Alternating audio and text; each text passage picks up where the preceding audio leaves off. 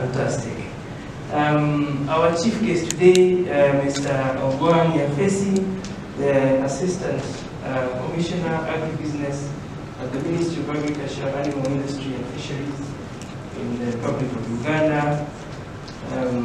Dr. Anthony Beyange, the Executive Director of the Partnership for Africa Social and Governance Research. Dr.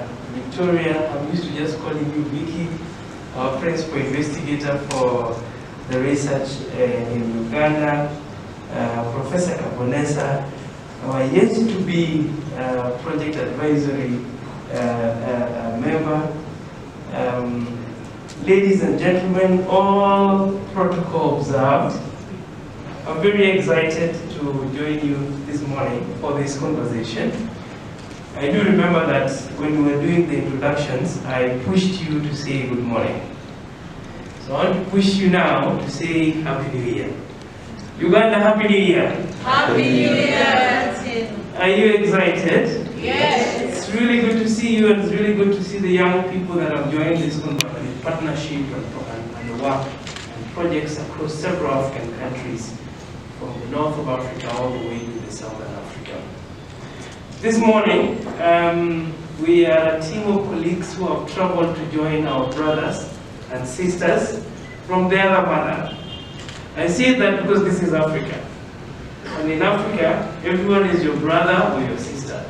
So if it is a sister, we say my sister from the other mother.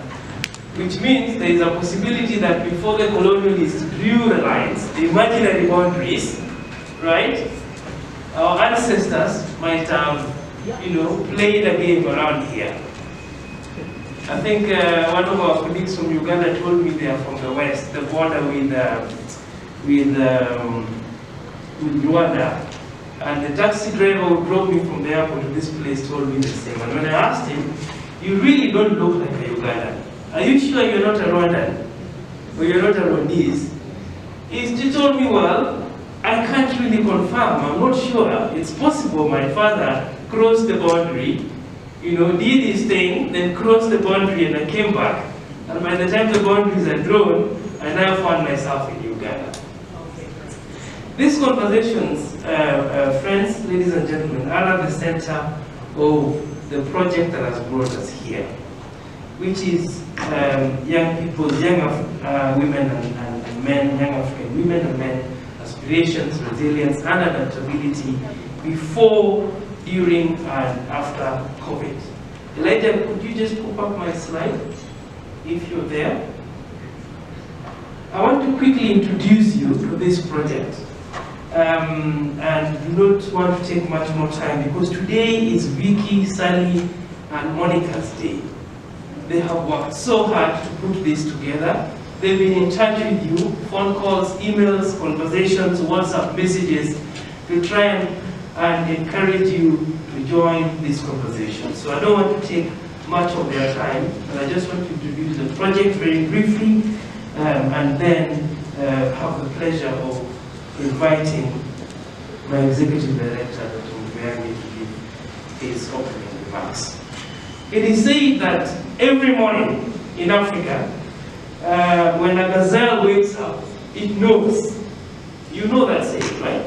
It knows it must run faster to make sure that it outpaces the fastest lion. Otherwise, what happens? Good morning, Uganda. Good morning. What happens to the gazelle if it can't outpace the fastest lion? It becomes a meal, right? The same thing applies to the lion. It knows that it must outrun the slowest gazelle. Unfortunately for the gazelle, it has to be the slowest one. Otherwise, it will starve to death. In any case, whether you're a lion or a gazelle, when the sun comes up, you better be on your feet running. And this is the conversation about the adaptability, the innovativeness, the kind of profile that presents the African youth. She is faced with several challenges every single day. And he or she has to make a decision that he will or she will innovate in order to overcome those challenges. And today, we want to hear how Ugandans how the Ugandan youth are innovating to overcome the numerous challenges that they live with every day. Now, when you think about the African youth, it's quite a very diverse group of people. In many cases, it's a very fragmented demographic, okay? So you have youths of different ages, you have youths from different communities, you have youths in different sectors of the economy. You also have youths presented with different challenges. We've heard of a youth representing those living with disability. We have heard of a youth representing the Muslim community. We have heard of a youth representing the school-going group. So it's quite a diverse and a fragmented demographic. And as we do this work, we are only beginning to learn how to effectively engage this group of population.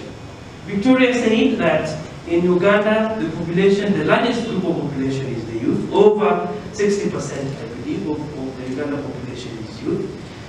And it therefore, it's therefore imperative upon us to make sure that our engagement mechanisms for working with this demographic is one that is not a top-down approach. And I picked this quote right from our executive director, Dr. Mubiage. Several was made this very clear, that in dealing with this demographic, a top-down approach will not work. Okay? And because of that, we have tried to find ways of investing in unconventional approaches to researching and engaging the youth. Why? Because the extractive approach, which I have intentionally called the colonial approach, is not working. So we have to move from the extractive approach to one which is co-creative, one which is about co-sharing. All right? In other words, we are saying the youth know what is good for them. They have knowledge and experience, and that knowledge and experience should count when we are developing policies and programs. The approach has to be one which is moving away from the indirect engagement to direct engagement. The days when a certain cadre of people had to speak for our youth are behind us. The youth have to speak for themselves. And I've picked this quote from our engagement with the Nigerian colleagues in our last year in December, when one of the youth said, we are often not given the chance to speak for ourselves. Youth know what they want. Okay? And thirdly, we have to move away from the disconnected, disempowering approaches to engaging our youth, to researching our youth, to applying discourses which are empowering, discourses which give agency, and discourses which amplify the voices of our youth. Elijah, next slide.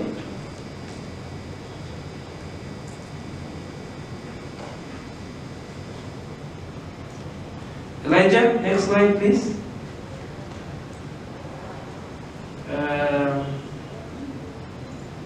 Yes. So together with the Mastercard Foundation, PASGA and partners designed a project that will focus on a number of issues. One, on the young men, young women, and men's aspirations.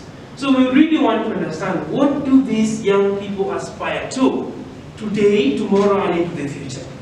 Secondly, to be able to understand how are they adapting and what resilient strategies are they putting in place while pursuing those aspirations. Okay? What are some of the innovative ways that the youth are using to navigate against the militating policy, COVID-19 pandemic, and other challenging environments? And this is where my quote about whether you're a gazelle, whether you're a lion, you have to be on the move. Otherwise, you face the consequences. So we want to understand, how are our youth innovating? And I'm glad that we have entrepreneurs in the room who will share their perspectives. We also want to understand, having known the aspirations of these people, their adaptability strategies, and how they're innovating to overcome challenges, what then does this mean for developing relevant policies and for programming that targets young men and women in the continent? We have therefore developed what I see as a multi-country research project a multi-method research project and a multidisciplinary research project that tries to answer these challenges.